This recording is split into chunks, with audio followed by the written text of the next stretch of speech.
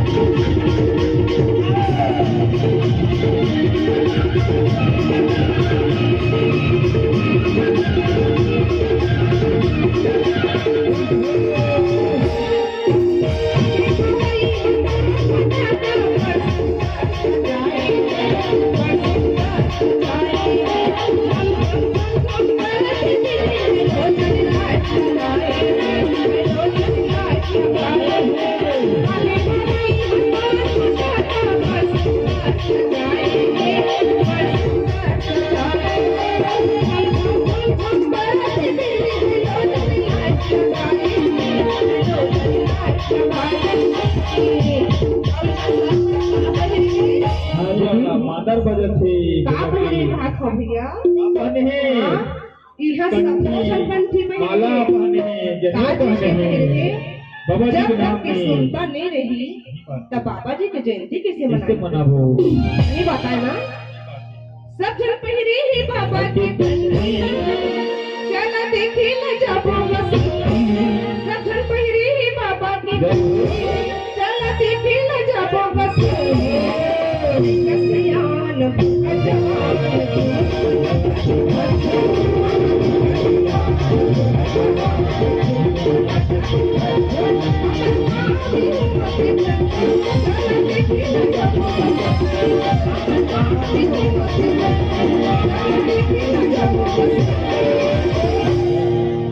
जाबो ना जाबो जाबो दीदी बोल जब घासीदास बाबा की ताली हो जाओ बाबा जी के नाम से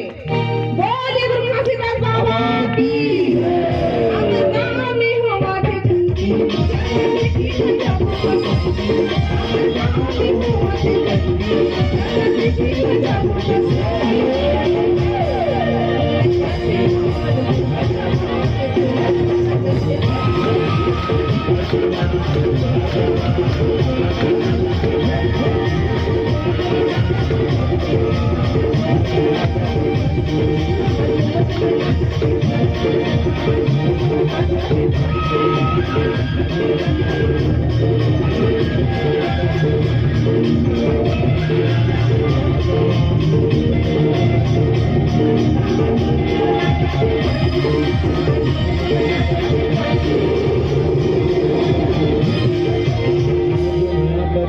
बहने